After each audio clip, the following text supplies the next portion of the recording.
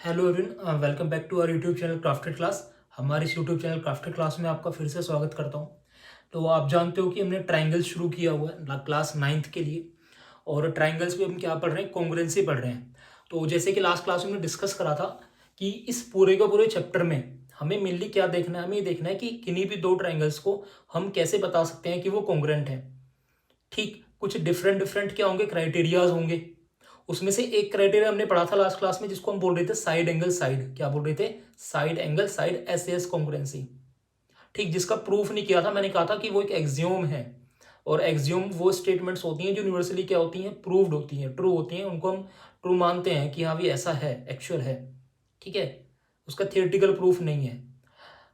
ठीक, तो क्या था साइड एंगल साइड, एक बार मैं फिर से बता देता हूं कि अगर मेरे पास में कोई दो ट्राइंगल्स हैं, दोनों में कोई दो कोरस्पोंडिंग साइड्स इक्वल हो, और उन दोनों साइड से इंक्लूडेड एंगल इक्वल हो, तो साइड एंगल साइड से दोनों ट्रायंगल क्या होते हैं, कॉन्ग्रुएंट हो जाते हैं। और एक बार कोई दो ट्रायंगल्स क्या हो गए, कॉन्ग्रुएंट हो गए, तो फिर सीपीसीटी, सीपीसीटी से क्या होता है कि बाकी सारे कोरस्पोंडिंग क्या होंगे, एंगल्स, और बाकी सारे कोरस्पोंडिंग साइड सब आपस में क्या हो जाएंगे, इक्वल हो जाएंगे। ठीक है, एक बार बस मुझे बता देना है कि ट्रायंगल्स मेरे कॉन्ग्रुएंट है, उसके बाद तो सीपीसीटी से सारी कोरस्पोंडिंग साइड्स और सारे कोरस्पोंडिंग एंगल्स क्या होते हैं, इक्वल होते हैं। क्योंकि कॉन्ग्रुएंट ट्रायंगल्स हम बोल ही उनको रहे हैं, ठीक है, जो एक दूसरे को क्या कर दे, सुपर इम्पोज कर दे। ठीक, तो आज हम शुरू कर रहे हैं सेकंड वाला क्राइटेरिया। तो आपके सामने लिखा हुआ, मैं रीड आउट कर देता हूं क्राइटेरिया नंबर सेकंड। और देखो मैंने लिखा है थ्योरम। ठीक है, एक थ्योरम है, तो इसका मतलब इस क्राइटेरिया को हम क्या करने वाले, प्रूव करने वाले हैं। देखो क्या है लिखा है, if two angles and included side of one triangle are equal to the corresponding two angles and included side of other triangle. अगर मेरे पास में कोई दो ट्राइंगल्स हैं, मैं बना देता हूं, एक ट्राइंगल ये हो गया, एक ट्राइंगल ये हो गया, नेमिंग कर देते हैं A B C, then P Q R. तो ये क्राइटेरिया क्या कहता है कि अगर अगर कोई दो एंगल्स और उनसे इंक्लूडेड साइड किसी एक ट्राइंगल की, ठीक, दूसरे ट्राइंगल में भी उसके कोरस्पोंडिंग कोई दो एंगल्स और उनसे इंक्लूडेड साइड क्या हो, आपस में इक्वल हो, तो मैं बोल सकता हूं कि ए एस ए क्राइटेरिया से मेरे दोनों ट्राइंगल्स क्या हो जाएंगे, कॉन्ग्रुएंट हो जाएंगे। ए एस ए का मतलब यही है, एंगल साइड एंगल। और देखो पहले एंगल लिख रहा हूं मैं, फिर साइड लिख रहा हूं, फिर एंगल लिख रहा हूं। इसका मतलब जो दो एंगल्स इक्वल होंगे उनसे इंक्लूडेड साइड ही मेरी क्या होगी, इक्वल होगी। ठीक है ना। जैसे कि मैंने कहा कि जो एंगल बी है वो एंगल क्यू के इक्वल है, और जो एंगल सी है वो एंगल आर के इक्वल है। ठीक है, देखो दोनों ट्राइंगल्स में दो एंगल्स मेरे इक्वल आ गए, और इन दोनों एंगल से इंक्लूडेड साइड यानी कि बीसी जो है वो क्यू आर के इक्वल है। तो देखो दो एंगल्स और उनसे इंक्लूडेड साइड, यहां भी दो एंगल्स और उनसे इंक्लूडेड साइड। अगर ऐसा है तो मैं कह सकता हूं कि दोनों ट्रायंगल्स मेरे कैसे हैं, कॉन्ग्रुएंट हैं। और एक बार आप जानते हो दोनों ट्रायंगल्स कॉन्ग्रुएंट हो गए, तो फिर सीपीसीटी से सारी चीजें आपस में क्या हो जाती हैं, इक्वल हो जाती हैं। ठीक, तो वो तो बात की बात है, पहले तो मुझे ये बताना है कि मतलब कैसे कैसे बताओगे आप कि ये दो ट्रायंगल्स कॉन्ग्रुएंट हैं। और बस मुझे इतनी बातें पता है कि दो एंगल्स हैं वो इक्वल है, और उनसे इंक्लूडेड साइड जो है वो इक्वल है। ठीक, ये पता है मुझे, बस अब आपको प्रूव करना है। ठीक है, तो अच्छा ऐसा नहीं है कि एंगल साइड एंगल ही, ऐसा भी हो सकता है कि दो एंगल्स और कोई भी एक साइड इक्वल हो, तब भी क्या होगा, कॉन्ग्रुएंट होंगे ट्रायंगल्स। लेकिन वो अलग क्राइटेरिया है। ठीक है, वो थर्ड वाला क्राइटेरिया है, उसको भी अलग प्रूव करेंगे, लेकिन पहले मुझे प्रूव करना है।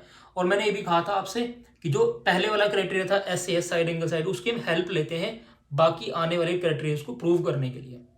ठीक, तो चलो शुरुआत करते हैं। तो देखो मैंने दो ट्राइंगल्स बना दिए, और साथ में ये भी लिख दिया है कि गिवन क्या क्या है। क्या गिवन है कि दोनों ट्राइंगल्स में एंगल बी जो है वो एंगल क्यू के इक्वल है, एंगल सी जो है एंगल आर के इक्वल है, और जो साइड बी सी है वो साइड क्यू आर के इक्वल है। ठीक है, यानी कि ए एस ए बनाया मैंने, क्या बनाया, एंगल साइड एंगल। ये चीजें मुझे पता है, और मुझे प्रूव करना है कि ये दोनों क्या है, कॉन्ग्रुएंट है। और मैंने ये भी कहा था मुझे साइड एंगल साइड की हेल्प लेनी है। चलो धीरे धीरे बातों पे आते हैं, थोड़ा सा मैं आपको कंक्लूजन दे देता हूं पहले ही प्रैक्टिकली। आप अगर दो ट्रायंगल्स कंस्ट्रक्ट कर रहे हो ना, इन बातों को ध्यान में रखते हुए, ठीक, आप एक ट्रायंगल इधर बनाना, एक ट्रायंगल इधर बनाना, पहले दोनों का बेस बनाना और दोनों बेस को सेम रखना। ठीक, उसके बाद आप क्या करना, दो एंगल्स कंस्ट्रक्ट करना, एक बी पर और एक सी पर, और वही सेम एंगल्स आप क्यू पर कंस्ट्रक्ट करो, फिर आर पर कंस्ट्रक्ट करो। ठीक है, और कंसिडर करने के बाद उनको आगे आगे मूव ऑन करा के दो ट्रायंगल्स बना दो। तो उन ट्रायंगल्स को बनाने के बाद जब आप मेजरमेंट करोगे ना तो देखना सारी साइड्स इक्वल आने वाली है। ठीक है, सारी साइड्स की आने वाली है, इक्वल आने वाली है, तो प्रैक्टिकली है। ठीक, प्रैक्टिकली प्रूव्ड है, लेकिन मुझे क्या करना है, मुझे थियोरेटिकली बताना है। अब थियोरेटिकली बताने के लिए मैं साइड एंगल साइड की हेल्प लूंगा, और साइड एंगल साइड की हेल्प लेने के लिए मुझे क्या करना पड़ेगा, मुझे दो साइड्स इक्वल दिखानी पड़ेंगी और उनसे इंक्लूडेड एक एंगल इक्वल दिखाना पड़ेगा। ठीक, अब वो भी कैसे होगा देखना। मान लो कि ए बी जो है वो पी क्यू के इक्वल दिखा दो आप, बी सी क्यू आर के इक्वल गिवन है, और देखो उन दोनों साइड से इंक्लूडेड एंगल बी और यहां इधर इन दोनों साइड से इंक्लूडेड एंगल क्यू ये भी इक्वल है। तो साइड एंगल साइड से मैं बोल सकता हूं दोनों ट्रायंगल्स क्या हो जाएंगे, कॉन्ग्रुएंट हो जाएंगे, लेकिन उसके लिए आपको ए बी को क्या दिखाना पड़ेगा, पी क्यू को इक्वल दिखाना पड़ेगा। ऐसा नहीं है ए बी पी क्यू, आप इधर दिखा दो, ए सी को पी आर के इक्वल दिखा दो, जैसे भी मन करे। मतलब मुझे एक साइड एंगल साइड बनाना है। क्या बनाना है, साइड एंगल साइड की। साइड एंगल साइड कैसे बना सकते हैं हम, ठीक, तो उसके लिए एक साइड ऑलरेडी है इक्वल, ठीक है, इधर ये एंगल भी है ऑलरेडी इक्वल गिवन है। मैं ए बी को पी क्यू के इक्वल दिखाना चाह रहा हूं। क्या करना चाह रहा हूं, मैं ए बी को पी क्यू के इक्वल दिखाना चाह रहा हूं। आ रही ना बात समझ में। अब ए बी को पी क्यू के इक्वल दिखाना है, आप कहोगे नहीं इक्वल तो है ही नहीं है, हमें क्या पता भाई, आपको तो प्रूव करना है ना। ठीक, तो थोड़ा सा रिवर्स वे में सोचने की कोशिश करना। वही अगर ए बी पी क्यू के इक्वल नहीं होगा तो क्या होगा, तो हो सकता है कि ए बी जो है वो लेस देन पी क्यू हो, या ऐसा हो सकता है कि ए बी जो है वो ग्रेटर देन पी क्यू हो।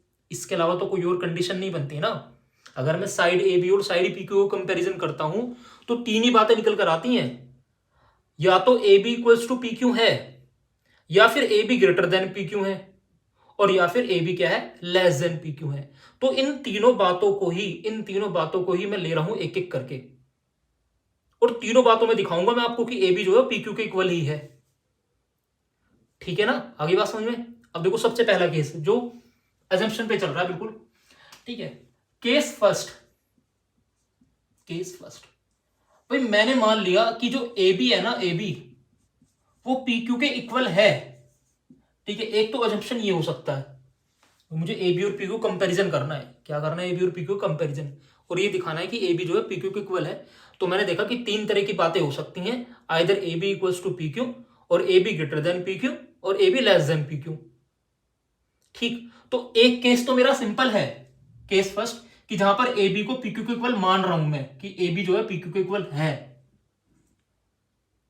ठीक, तो अगर ए बी पी क्यू के इक्वल है तो simple side angle side criteria लग गया ना। देखो, if A B equals to P Q, ठीक है, then in triangle A B C and triangle P Q R. अब देखो बी सी जो है वो क्यू आर के इक्वल गिवन था, क्लियर।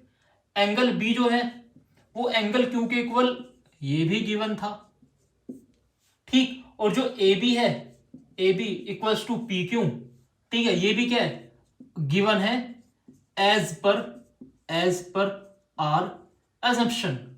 ठीक है, जो हमने अजम्पशन लिया है केस फर्स्ट में उसके according A B P Q equal है। तो देखो साइड एंगल साइड, तो यूजिंग एस ए एस क्या होगा, triangle A B C is congruent to triangle P Q are.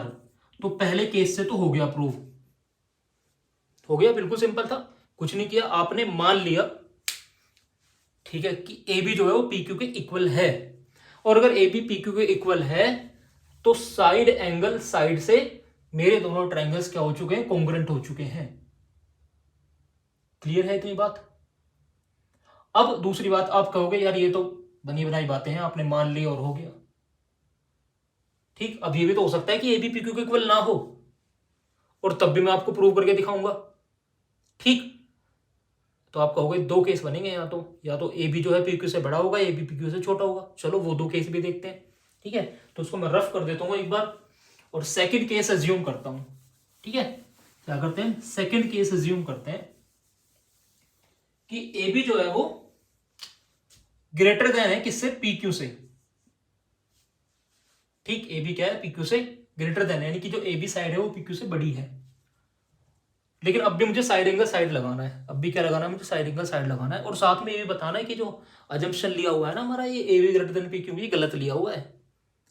क्योंकि मैंने आपको बताया था प्रैक्टिकली स्टार्टिंग में कि जब आप इस तरीके से ड्रॉ करोगे ट्राइंगल्स तो ये साइड अपने आप इक्वल निकल कर आएंगी। तो मतलब ऐसा कुछ केस बनता ही नहीं है, और बनता ही नहीं है तो हमें प्रूव करना है। ठीक है, अगर ऐसा कुछ केस बनता ही नहीं है तो फिर मुझे क्या करना है, प्रूव करना है कि जो A B greater than P Q मैंने अज्यूम कर रखा है गलत है। ठीक है, वाकई में है क्या, वाकई में ए बी जो है पी क्यू के बराबर ही है। तो उसके लिए मैंने क्या किया, मैंने एक पॉइंट मान लिया यहां कहीं पर, एक पॉइंट मान लिया मैंने डी। ठीक, वही आप कह रहे हो ए B greater than P Q है, ए बी जो है वो ग्रेटर देन पी क्यू है, तो इसका मतलब कुछ हिस्सा तो होगा ए बी का जो पी क्यू के बराबर होगा। तो मैंने एक पॉइंट डी मान लिया कि डी से लेके बी तक का हिस्सा जो है वो पी क्यू के बराबर है, और जो एक्स्ट्रा जो है ये ए से डी वो अलग है, वो एक्स्ट्रा है, क्योंकि ए बी क्या है, पी क्यू के ग्रेटर मान रखा है आपने। तो जो एक्स्ट्रा वाला पार्ट है वो ए डी है। बाकी अगर मैं डी पॉइंट तक की बात करूं, जो डी बी जो है वो पी क्यू के इक्वल है। तो मुझे लेनी पड़ेंगी चीजें। ठीक है, तो मैंने क्या किया, let a point D on side A B such that D B equals to P Q. ठीक है, डी बी क्या है, पी क्यू के इक्वल है। अच्छा चलो ठीक है, अब आप कह रहे हो कि ए तो है ही नहीं, ए तो है ही नहीं, छोड़ दो ए को थोड़ी देर के लिए। ये डी पॉइंट है डी, और डी को अगर बी से मेजर करता हूं तो मेरा पी क्यू के बराबर आ रखा है, मैंने अज्यूम किया हुआ है कि अगर आप ये मान रहे हो कि ए B greater than P Q है, तो इसका मतलब ए बी पर एक पॉइंट मैंने डी मान लिया, और डी से लेके बी तक की लेंथ जो है ना वो होगी मेरी किसके बराबर, पी क्यू के बराबर। भाई जाहिर सी बात है कि अगर ए बी मेरा ग्रेटर देन पी क्यू है तो ए बी पर कोई ना कोई पॉइंट तो ऐसा होगा ना जो पी क्यू के बराबर होगा। ठीक है, वही एक लाइन ये है और एक लाइन ये है। ठीक, ये लाइन जो है इससे ग्रेटर है, तो इसका मतलब ये वाला पॉइंट जो होगा यहां तक की लेंथ तो बराबर है ना। तो वही सेम चीज है कि अगर ए बी को आप पी क्यू से बड़ा मान रहे हो, तो मैंने एक पॉइंट डी मान लिया है, और डी से लेके बी तक की जो लेंथ है वो पी क्यू के बराबर है। ठीक, तो आप क्या करो, डी से ही बना दो वो ट्राइंगल, भूल जाओ कि ए सी कोई साइड है। ये रे, अब ये ट्राइंगल डीबीसी बन गया, क्या बन गया, ट्राइंगल डीबीसी। ठीक, so now in triangle DBC and triangle P Q R, अब इनको देखो बस, डीबीसी और पी क्यू आर को अब समझना। DB equals to P Q, DB equals to P Q as per our assumption. ठीक है, जो हमने एज्यूम किया था उसके अकॉर्डिंग डीबी क्या है, पी क्यू के बराबर है। सिंपल। एंगल भी जो है एंगल क्यू के इक्वल था ही, ये गिवन था, angle B equals to angle Q, ये भी गिवन था। उसके अलावा बीसी जो है वो क्यू आर के इक्वल, ये भी गिवन था, ये तो स्टार्टिंग में गिवन था ना, BC equals to Q R, BC equals to Q R, ये भी क्या था, गिवन था। तो देखो ए से तो नहीं, लेकिन डी से हमारा क्या लग रहा है, साइड एंगल साइड लग रहा है। डीबी पी क्यू के equal, angle B angle Q के इक्वल, और बीसी जो है क्यू आर के इक्वल। तो देखो डीबीसी ट्राइंगल और पी क्यू आर में क्या लग गया, साइड एंगल साइड लग गया, क्या लग गया, साइड एंगल साइड। तो by S A S triangle DBC is congruent to triangle P Q R. और मैं जानता हूं कि एक बार दो ट्राइंगल्स क्या हो गए, कॉन्ग्रुएंट हो गए, तो सारे के सारे कोरस्पोंडिंग पार्ट्स क्या हो जाते हैं, इक्वल हो जाते हैं।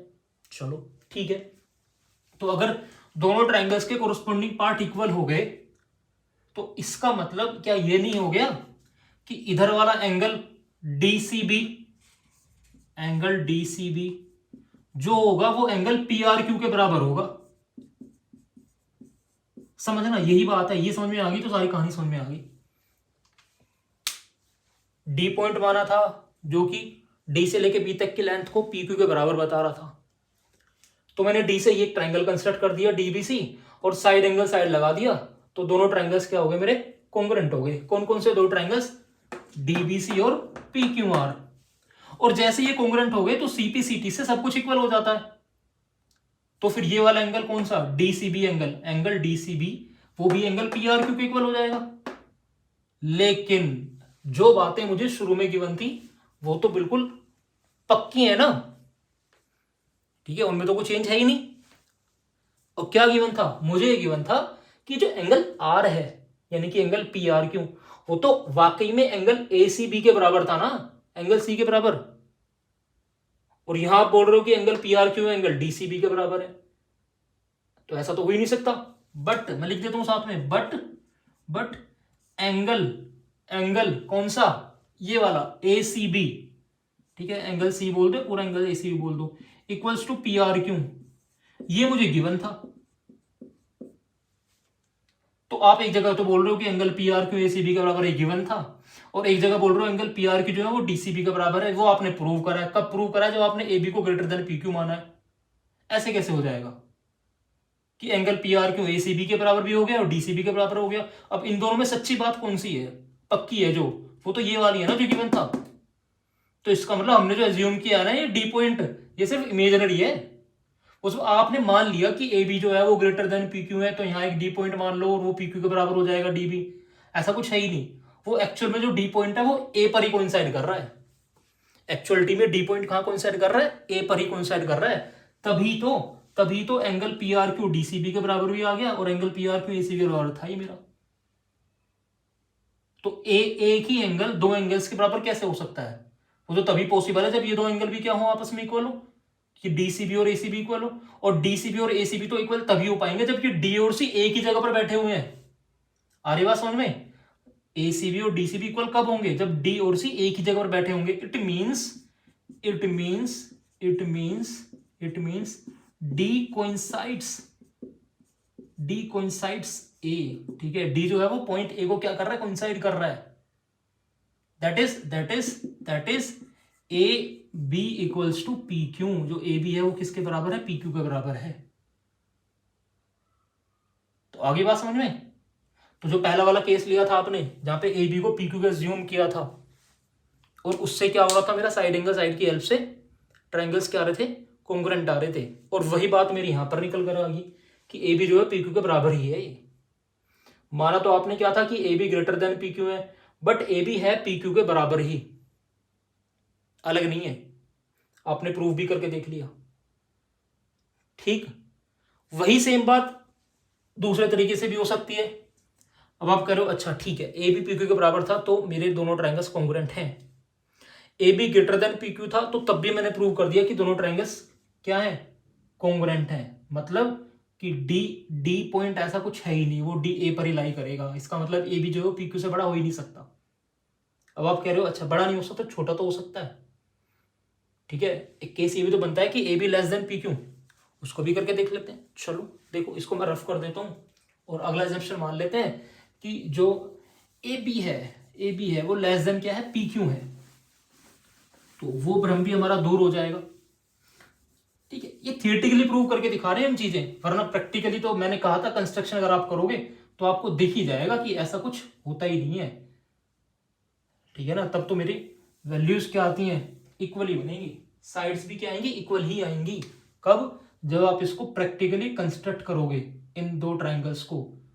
कैसे कंस्ट्रक्ट करोगे? दो एंगल्स इक्वल लेना, उनसे इंक्लूडेड साइड इक्वल लेना, ठीक। चलो मैंने मान लिया AB क्या है मेरा? लेस देन PQ है। तो इसका मतलब साइड PQ, सॉरी, हाँ ठीक है। इसका मतलब क्या हुआ? साइड PQ जो है वो क्या होगी? ग्रेटर देन AB होगी, ठीक है। साइड PQ क्या होगी? ग्रेटर देन AB होगी। लेकिन साइड एंगल साइड लगाने के लिए मुझे तो दो साइड्स बराबर लेनी पड़ेंगी। तो इसका मतलब PQ का कुछ हिस्सा तो होगा ना जो AB के बराबर होगा। आपने मान रखा है PQ ग्रेटर देन AB, तो इसका मतलब PQ का कोई हिस्सा तो होगा जो AB के बराबर होगा। तो मान लिया यहां कहीं पर है वो पॉइंट, इस बार D, ये तो मैंने मान लिया let a point D on side PQ such that DQ equals to AB, ठीक है। DQ जो है वो AB के बराबर है। तो अगर आपने मान लिया इस बार DQ जो है AB के बराबर है, कब? जब AB जो थी लेस देन PQ थी, ठीक। तो मैं D से ही एक ट्राइंगल कंस्ट्रक्ट कर दे रहा हूं, DQR। अब इन दोनों ट्राइंगल्स को देखना ध्यान से, in triangle ABC and triangle DQR। अब कहानी बिल्कुल सेम है, जैसा केस सेकंड लिया था वैसे अब हमारा केस थर्ड है ये, ठीक है। पीछे वाला केस सेकंड था, ठीक, बिल्कुल वैसे ये सेम। अब देखो ABC और DQR में AB जो है वो डी क्यू के बराबर है as per our assumption, as per our assumption. ठीक, उसके अलावा एंगल बी जो है वो एंगल क्यू के इक्वल आपको दे ही रखा था गिवन, और जो साइड बीसी है वो साइड क्यू आर के इक्वल थी, ये भी क्या था मेरा गिवन था। तो देखो साइड एंगल और साइड, तो एस एस से दोनों ट्रायंगल क्या हो गए, कॉन्ग्रुएंट हो गए। तो by S S triangle ABC is congruent to triangle D Q R, और जैसे ही दो ट्रायंगल कॉन्ग्रुएंट हो गए तो सब चीज बराबर हो गई, तो सारे कोरोस्पोंडिंग एंगल्स भी इक्वल होंगे। तो इसका मतलब एंगल ए सी बी, ध्यान से देखना, एंगल ए सी बी ये वाला एंगल, उधर angle D R Q, angle D R Q, बेटा ये भी क्या हो जाएंगे, सीपीसीटी से बराबर हो जाएंगे। ठीक, एंगल ए सी बी किसके इक्वल आ गया, डी आर क्यू के इक्वल। क्यों, क्योंकि दो ट्राइंगल्स आपने क्या दिखा दिए, कॉन्ग्रुएंट दिखा दिए। अब बात वही आती है कि जो मुझे गिवन था उसके अकॉर्डिंग एंगल एसीबी जो था वो तो पी आर क्यू के बराबर था ना, लिख देता हूं, but angle ACB equals to angle P R Q, ये क्या था, मुझे गिवन था। अब दो एंगल्स दो अलग अलग चीजों के कैसे इक्वल दिखाएंगे, मतलब सेम ही एंगल है, आप इसको डी आर क्यू के बराबर बता रहे हो, आप इसको पी आर क्यू के बराबर बता रहे हो, ऐसा तो हो ही नहीं सकता। ऐसा तो तभी पॉसिबल है जब ये एंगल डी आर क्यू और एंगल पी आर क्यू क्या हो, इक्वल हो। और एंगल डी आर क्यू और पी आर क्यू इक्वल तब होंगे जब डी और पी अलग अलग नहीं बल्कि एक ही पॉइंट होगा। तो it means D coincides P, इसका मतलब डी किसको कोइंसाइड कर रहा है, पी को कर रहा है। तो मैं बोल सकता हूं कि जो पी क्यू है वो ए बी के बराबर है, पी क्यू क्या है, ए बी के बराबर है। आगे बात समझ में, बस यही बात थी। तो देखो तीन केस लिए हमने कि एक जगह तो ए बी को पी क्यू के बराबर माना मैंने, पता क्या था मुझे, ये पता था एंगल साइड एंगल। ठीक, तो मैंने तीन केस लिए कि एक जगह ए बी को पी क्यू के बराबर माना, तो वहां से साइड एंगल साइड लग गया और ट्राइंगल्स मेरे क्या हो गए, कॉन्ग्रुएंट हो गए। तो इसका मतलब कि अगर मुझे कहीं पर एंगल साइड एंगल नजर आता है तो वो भी क्या है, कॉन्ग्रुएंट है। क्यों, क्योंकि उसमें तीन केस बनाए मैंने साइड एंगल साइड के, और तीनों से ही मेरी कॉन्ग्रुएंसी निकल कर आई। ठीक है, और वो तीन केस क्या थे कि एक जगह आपने ए बी को पी क्यू के बराबर माना था, एक जगह ग्रेटर देन पी क्यू माना था, एक जगह लेस देन पी क्यू माना था, ऐसा ही था। अब जब ऐसा हो गया तो इसका मतलब जब आप थियोरेटिकली भी इसको प्रूव कर रहे हो तो आप ये बता पा रहे हो कि हर केस में मुझे यही पता चल रहा है कि ए बी क्या है, पी क्यू के बराबर है। अगर ए बी पी क्यू के बराबर है तो फिर ये दोनों ट्राइंगल्स क्या रहेंगे, हमेशा कॉन्ग्रुएंट ही रहने वाले हैं। ठीक, क्लियर है। तो ये था मेरा क्राइटेरिया नंबर सेकंड। अब सिर्फ एंगल साइड एंगल की बात नहीं है, कोई भी दो एंगल्स, ठीक है, कोई भी दो एंगल्स और कोई भी एक साइड, चाहे वो उन दोनों एंगल से इंक्लूडेड हो या ना हो, अगर ऐसा है तब भी वो क्या होते हैं, मेरे कॉन्ग्रुएंट होते हैं। तो उसको हम पढ़ते हैं अगले क्राइटेरिया में, क्राइटेरिया नंबर थर्ड पे। चलो थर्ड नंबर पे आते हैं, थर्ड क्राइटेरिया पे, उसके बाद फिर क्वेश्चंस करेंगे। देखो नेक्स्ट क्राइटेरिया जिसको हम एंगल साइड बोलते हैं, क्या बोलते हैं, एंगल साइड क्राइटेरिया, एएस। ठीक, क्या है ये समझना। मान लिया कि मेरे पास में कोई दो ट्राइंगल्स हैं, ठीक है, वही सेम नेमिंग कर देते हैं पी क्यू आर, और एक ट्राइंगल ले लेते हैं ए बी सी।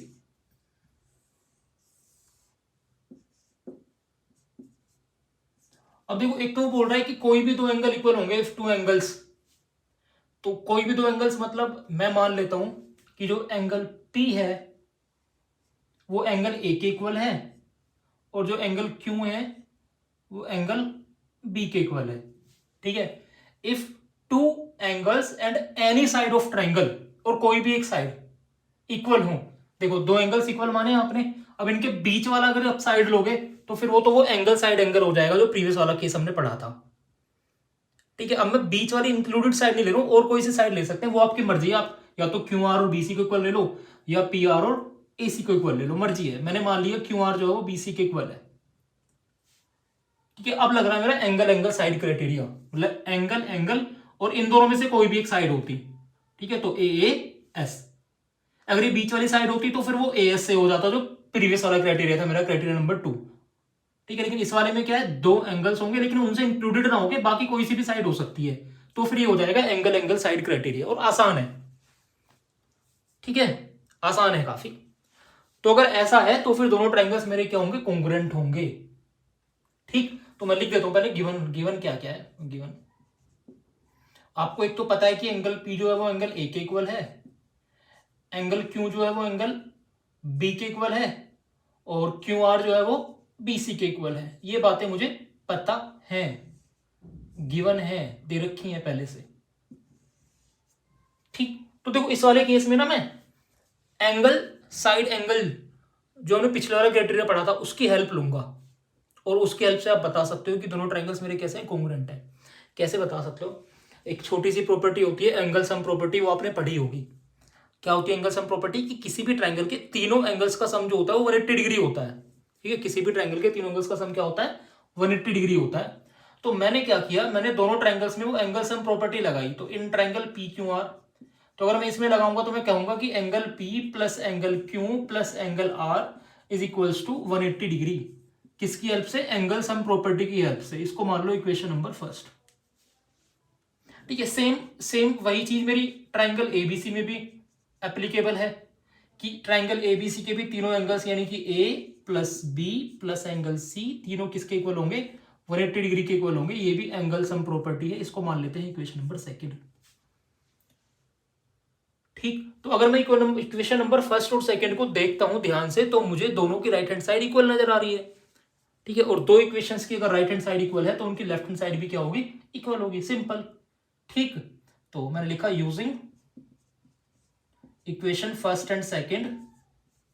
ठीक है, दोनों को मैंने क्या कर दिया, इक्वेट कर दिया, तो दोनों की राइट हैंड साइड इक्वल थी, तो लेफ्ट हैंड साइड भी क्या होगी, इक्वल होगी, यानी कि angle P plus angle Q plus angle R equals to angle A plus angle B plus angle C. Simple.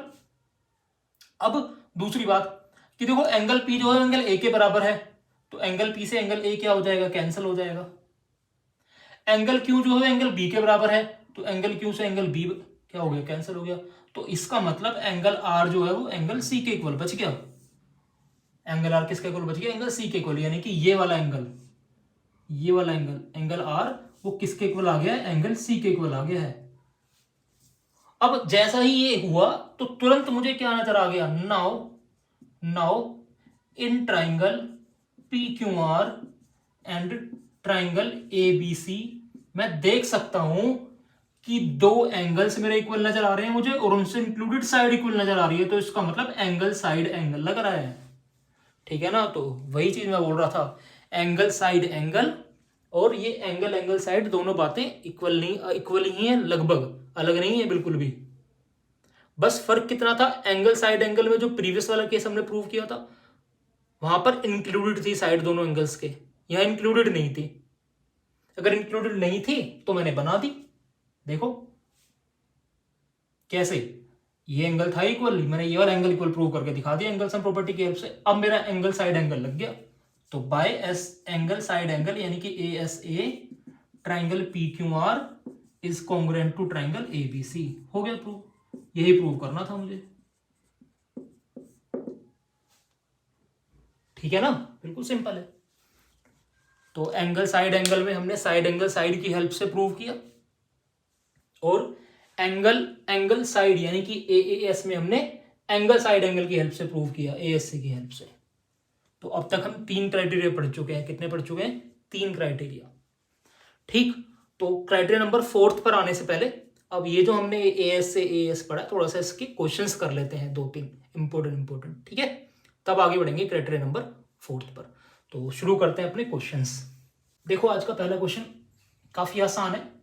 वो बोल रहा है the diagonal AC of a quadrilateral ABCD. मेरे पास में कोई एक क्वाड्रिलेटरल है, मैं बना देता हूं। ठीक है, एक क्वाड्रिलेटरल है एबीसीडी। उसने कहा इसका जो डायगोनल है ना कौन सा, एसी, यानी कि ए से लेके सी तक की डायगोनल होगी, bisects angle BOD and angle BCD. वो क्या कर रहा है, एंगल बीएडी और एंगल बीसीडी को बाइसेक्ट कर रहा है। तो बाइसेक्ट करने का मतलब तो पता है ना, हाफ हाफ पार्ट्स में डिवाइड करना। तो जो एंगल बी ए डी है यानी कि ये वाला एंगल, इसको उसने 2 इक्वल हिस्सों में डिवाइड किया, यानी कि ये एंगल और ये एंगल क्या होंगे, बराबर होंगे। और एंगल बी सी डी यानी कि इस एंगल को भी उसने दो इक्वल हिस्सों में डिवाइड किया, यानी कि ये एंगल और ये वाला एंगल ये भी क्या है, इक्वल है।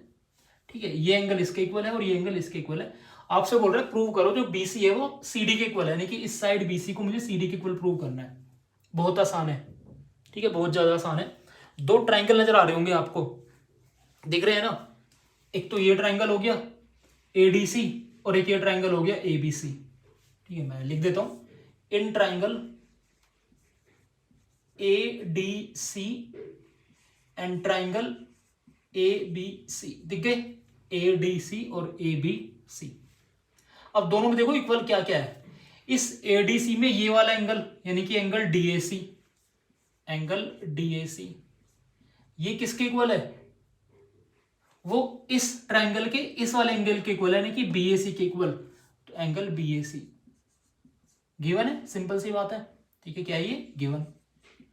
अच्छा, वैसे ही इस वाले ट्राइंगल में ये एंगल और इस वाले ट्राइंगल में ये एंगल ये भी इक्वल है, यानी कि एंगल डीसीए जो है वो एंगल बीसीए के इक्वल है।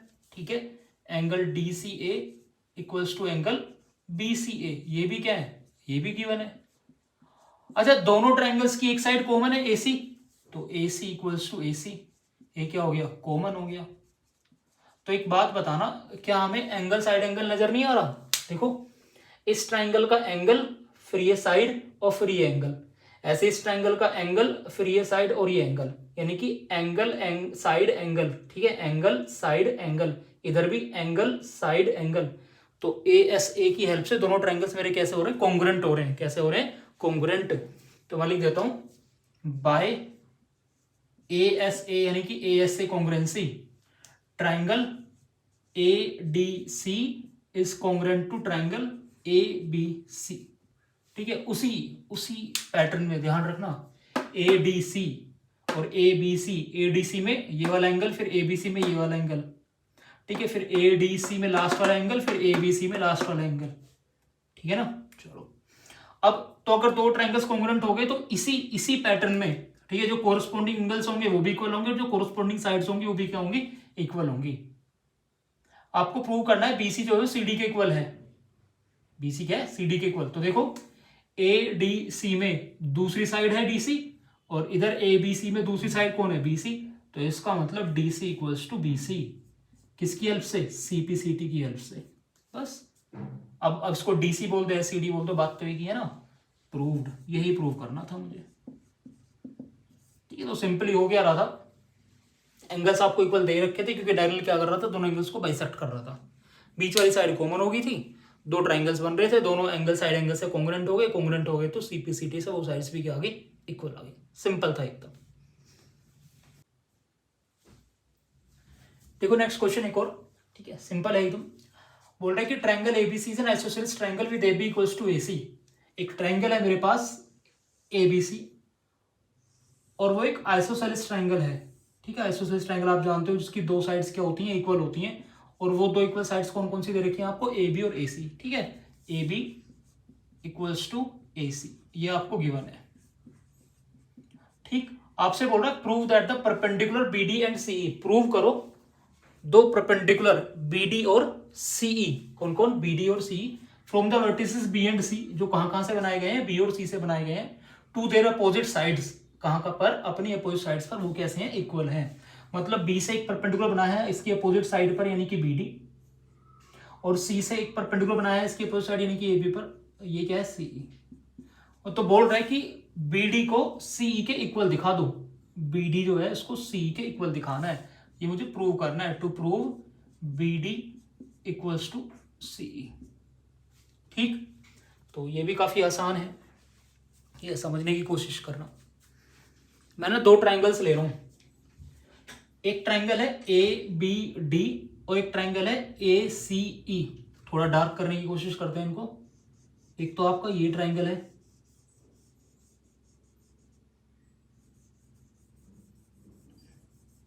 ये देखना ध्यान से जो डार्क किया है मैंने,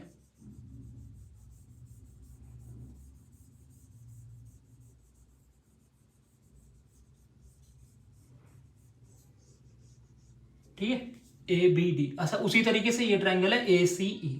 इन दोनों ट्राइंगल्स को ऑब्जर्व करना, बस कहानी सोल्व हो जाएगी। In triangle A B D and triangle A C. देखो क्या क्या इक्वल नजर आ रहा है। देखो ए बी डी में ए बी और ए सी डी में ए सी, ए सी ई में सॉरी, ए बी डी में ए बी और ए सी ई में ए सी, क्या ये इक्वल नहीं है? आप कहोगे बिल्कुल इक्वल है, A B equals to A C given थे। चलो ये बात भी ठीक होगी। अच्छा, ए बी डी में ये एंगल डी और ए सी ई में एंगल ई, क्या ये इक्वल नहीं है? आप कहोगे ये भी इक्वल है, angle D equals to angle E. कैसे?